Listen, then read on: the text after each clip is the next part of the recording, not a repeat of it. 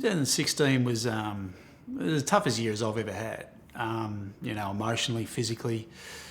I still remember, and I couldn't even go out and get a coffee at my front door. I was that embarrassed of what had become of us and our footy club. We'd been a side that had been reasonably well performed for the 3 years previous, and then fell off a cliff. I wasn't the coach I wanted to be. I became really, really hard to work with, and wasn't the sort of happy-go-lucky guy I normally am. And I sort of look back at it now, and the self-reflection and the journey that I came on.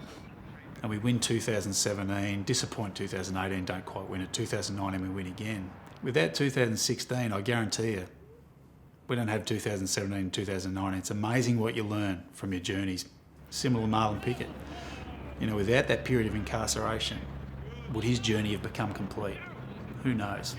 Sometimes you learn the greatest lessons of your life in your darkest times. It certainly happened to me. Might have happened to Marlion as well.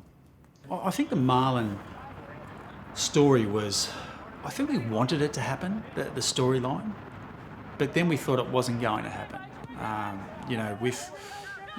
recruiting guys were that bullish on this player, this Marlion, and as a coach, as a match committee, we're trying to temper the expectation. Listen, this is a big step for a kid to come from a waffle background to play AFL footy in season 2019, and so we sort of sat it down. But then, as Marlion started to play the game, you could see what they were talking about. You could see this kid could possibly play the game, and then as much as we thought we wanted it to happen, we just couldn't quite get it to happen. Our side was playing well.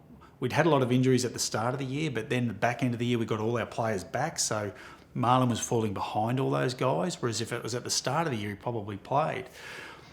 So then we're thinking, oh, well, it's not going to happen.